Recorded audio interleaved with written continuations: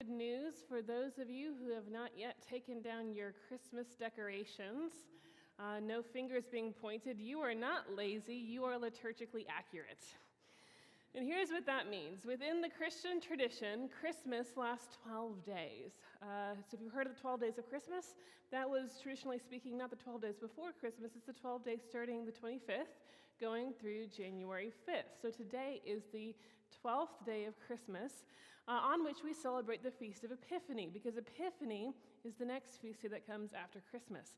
And these two were close together, but they were kind of bookended because they were celebrating two different spiritual realities within the Christmas story. On Christmas, we celebrated God coming to us, Emmanuel, God with us, Jesus showing up unexpectedly, God showing up bodily in a way that we weren't expecting. And so this kind of breaking forth of the heavens and the shepherds going to the manger and finding an actual child there that was, that the angel said was the Son of God. Christmas, we celebrate God coming in this little baby in Bethlehem. Epiphany is when we celebrate people beginning to recognize who that baby was and what that baby's birth signified. And so that name Epiphany, this realization of something spectacular that has happened.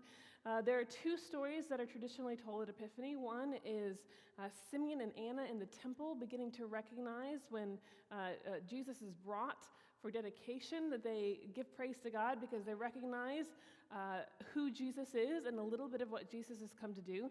But the other story that is predominantly told in Epiphany is the story of the wise men. These three strangers from the east who journey and are the first to actually worship Jesus. Now, in the biblical narrative, this is only told to us in one gospel. It's told to us in Matthew. I said three, but it actually doesn't say three. In fact, in the biblical narrative, that hymn that we sing, in fact, I think we're going to sing it this morning, We Three Kings of Orient Are, every single part of that is wrong. Yeah, it doesn't say three, it doesn't say that they were kings, and it doesn't say they were from the Orient. But an indeterminate number of academics from an Eastern country just doesn't have the same ring to it. And so that's how we got the We Three Kings from Orient that we're going to sing. But what happens in this story, and it's a weird story, it's only included in Matthew, is these magi, which was an official ranking within Persian courts and within some of the Eastern empires. The scholars now think these are probably members of the Parthian Empire. The wise men, sages, academics, think professorly type, see a star and are so taken with what they think that star means that they journey a very, very, very long way, somewhere in the span of 1 to 2 years. They come to Israel because they see that a king has been born who will be called the King of the Jews. And so they come to Israel, and when they finally arrive in Israel, they go to the most likely place the king is to be found, which is to the palace. In the palace, they find the current ruler of Israel, who is named Herod. And if you're not familiar with the story, the short version is Herod's the bad guy. Herod is an egotistical, power-hungry, homicidal maniac who is so intent to hang on to his power that he commits all kinds of crimes against humanity in order to hang on to it. In fact, even apart from the biblical record, if you just look historically what we know about Herod, the stories that come down to us are just gruesome. This guy killed half of his family when he felt threatened. He regularly murdered people that he thought were going to take power from him. He was paranoid. The stories that are passed down to us from history about the character of Herod very much go along with the picture that we see in the Bible, which is that Herod hears this word that these wise men are seeking the king of the Jews, and he's like, well, that's bad news. That means somebody's out to get my throne. And so he tells the wise men, The scriptures say that he's to be born in Bethlehem in Judea, and so you go to Bethlehem, you find him, and then you come back and you tell me where he is, so that I might also go and worship him. And the wise men, they travel, and they find Bethlehem, and they find the child. It says he was in a house, and so this is not it's obviously, some time has passed since we were in the stable. They find him, and they worship, and they offer him very symbolic gifts, gold, frankincense, and myrrh. And then they are warned in a dream about Herod's true character and true intention, and so they return home by a different pathway. And this is the story. This is only included in Matthew. And what I want to ask with you this morning is why? Why do we have this strange story of wanderers from the east coming to worship the baby Jesus in Bethlehem? And I think the fact that it's included in Matthew is very important, because one of the things that you notice when you look at Matthew is, of all of the writers, the one who is most intent on putting Jesus in a Jewish context. So Matthew quotes the Old Testament prophets more than any other writer. Matthew tells the story of Jesus in such a way that it shows Jesus as the continuation of God's work in Israel. It's not too hard of a guess to imagine that Matthew, as he's writing his gospel, his imagined audience are the righteous Jewish people who need to be convinced that this Jesus guy isn't just a crazy lunatic in left field, but Jesus is actually a continuation of what God had been doing in the people of Israel all along. And so Matthew frames his story, frames his telling specifically in a Jewish context, specifically to speak to a Jewish audience. And that context, I think, gives us a few clues about why it's so important that this story is included. Because what happens in this story is the first three people, I keep saying three, I have been trained by that hymn. The first people, the first indeterminate number of people to worship Jesus were not Jewish, right? That is a big, scandalous thing.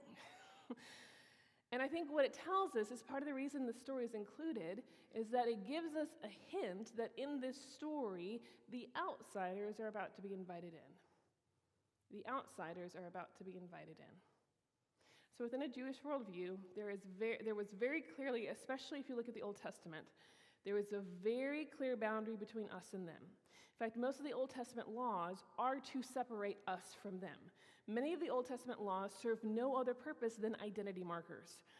The thing about not cutting the hair, the thing about what kind of clothes you can wear, a lot of them don't have moral basis, they have identity basis. Because you can set a people apart by changing the way they behave. And the entire idea was, I want you to have a very, very, very strong sense of who is us and who is them. And so that lesson took hold. And the people, God's people throughout the nation of Israel, and then once the nation of Israel went into exile and became the Jewish people, kept this very, very, very strong sense of us and them. There was a very strong dividing line. It didn't mean that they thought everyone else was bad people, but there was a very definite God's people and everyone else, Jew and Gentile. And there was a harsh line between Jew and Gentile. And then all of a sudden, in the culmination of God's plan to bring salvation to the earth, the first people to recognize and worship at the manger are Gentiles. The first people to recognize and worship Jesus are the outsiders.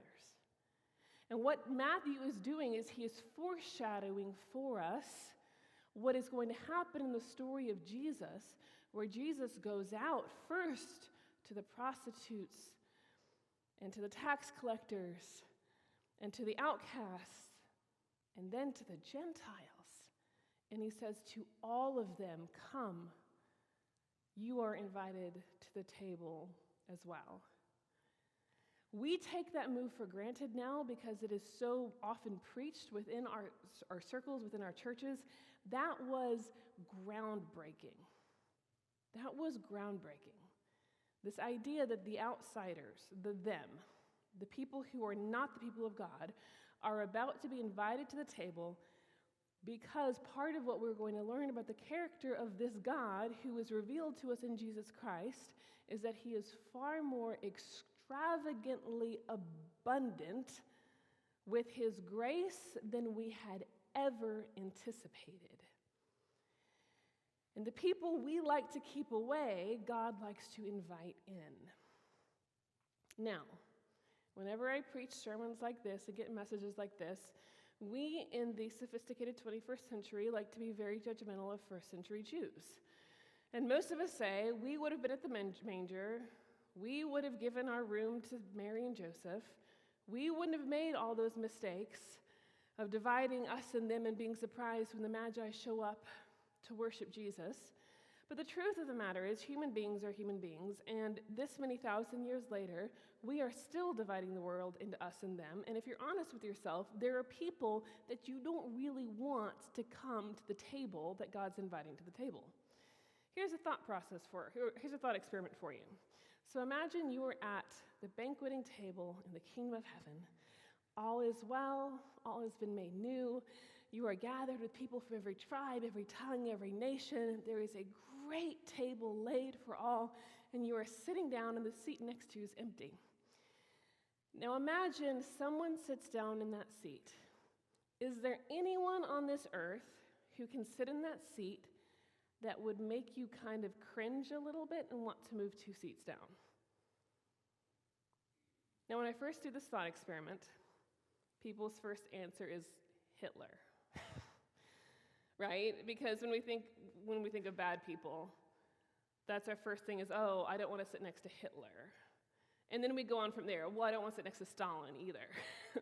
And then we have to go through all of the homicidal maniacs of world history before we finally get to people saying, you know, I'm not sure I'd want to sit next to my dad or my ex-wife or my boss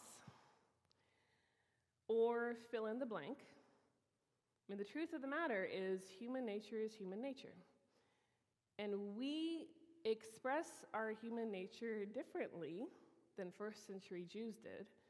But if you're honest with yourself, most of us have a tendency to divide our world into us and them, and to secretly kind of hope that the them stays them, stays over there. What Jesus came to do is to invite the them to the table too. What Jesus came to do was to extend this radical invitation of grace that everyone is invited to be transformed by the love that God is offering them. And living into that proclamation means going through the kind of personal transformation ourselves where we can honestly, genuinely say, we want that invitation for every single human being on the planet. Because this God says the outsiders are invited in also. I think that's the first thing we see in the story. The second thing we see in the story is this, and it's related. The outsiders are about to be invited in. The second thing we see in the story centers on the personality of Herod. And it shows us that it's a paradigm suggesting to us this. The insiders sometimes see God's gift as threat rather than gift. The insiders sometimes see God's gift as threat rather than gift. If you think about it, this story was supposed to go a whole different way. Jesus was God's gift to the people of God. The first people worshiping should have been the people of Israel, the people to whom God was sent, to whom Jesus was sent. The first person at the manger should have been Herod, because the one leading the people of Israel should have been the one to most rejoice in what God was doing in Israel's story.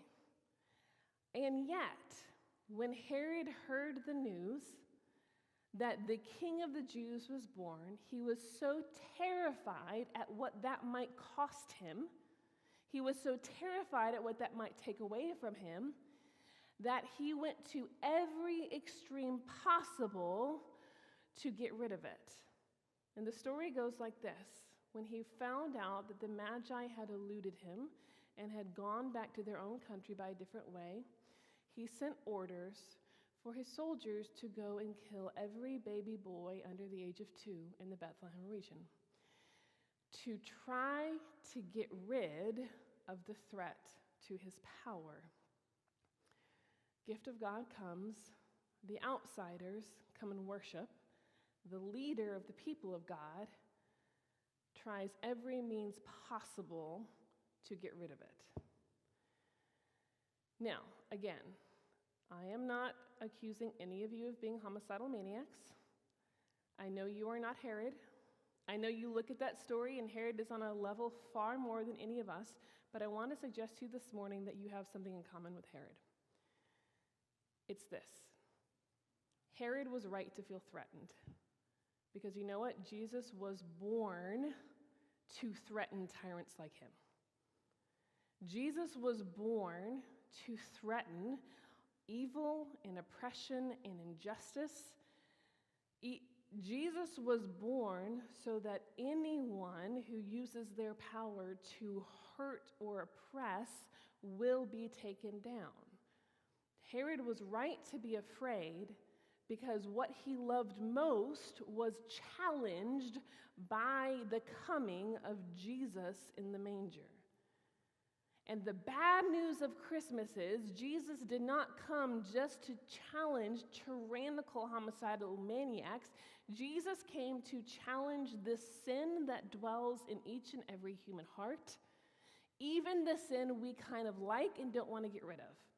And the truth of the matter is, insiders, no matter how far along in our spiritual walk we are, sometimes see the presence of God and the gift of God as a threat rather than a gift when it asks us to get rid of something we don't want to get rid of. Jesus is fine with us when he's challenging the homicidal maniacs, but all of a sudden Jesus tells us to get rid of our unforgiveness or to get rid of our greed, or to give a significant percentage of our income away, or to take up your cross and follow me.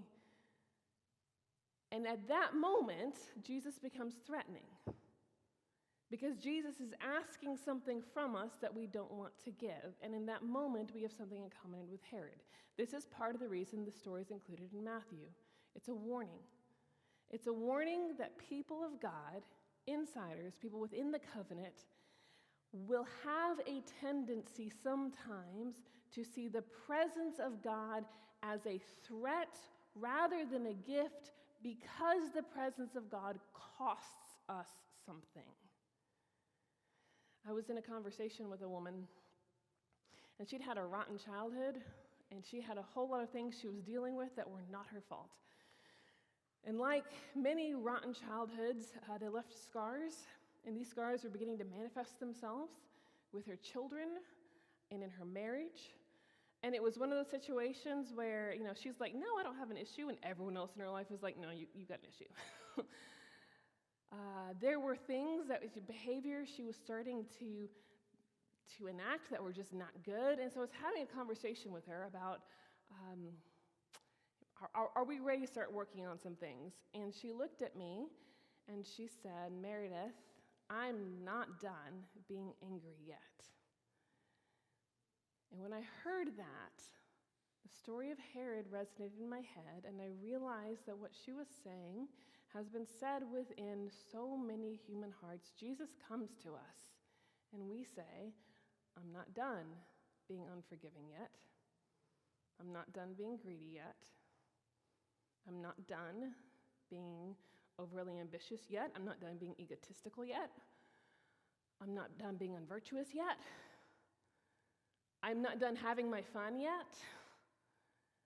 I am not done being my own God yet. And every time we say that, we are standing in the feet of Herod, looking at what could be our salvation and pushing it away. And here's the thing. When Herod pushed it away, he destroyed people's lives. When we push away the gift of God, friends, we don't just hurt ourselves, we tend to hurt others. That's just the way it works. That is just the way it works. When God stands in front of us and says, I want that, I want to challenge that, I want to take that from you, I want you to give that up, and we see that as a threat because we do not want to give up what God would take from us, we are standing in the footsteps of Herod, seeing God as threat rather than gift, and we run the risk of being a force of damage rather than blessing in the lives of those we love most. Friends, this is the message of Epiphany. The bad news of the birth of Jesus Christ is that God came for all people to take away your sin so that you might not become your own worst enemy.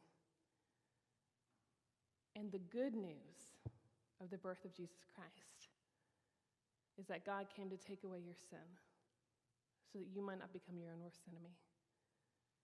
Because the truth is this, as threatening as it looks, God is always offering you as a gift. Always. And I think back to that conversation with that woman who said she was not ready to give up on her anger. And the other thing that was running in my mind is the number of people I have seen who've said, I know it's hard, I know it's painful, but God, I'm ready to try. And they have experienced a transformation and a blessing and a life unlike anything they'd ever experienced. And their marriages were blessed, and their children were blessed, and their lives were blessed. And all of that is because God was not actually trying to hurt them. God was trying to give them a gift.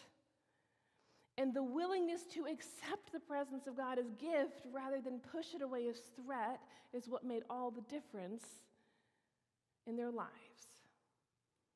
The good news of the birth of Jesus Christ is this: God came for all people, including you, including me, to challenge the strongholds of evil within our hearts and to offer up the gift of transformation wherein we might not become our own worst enemy in this world. And whether or not you always believe it, my friends, that is good news. In this Epiphany Sunday, I invite you to receive it as such. Would you join me in prayer?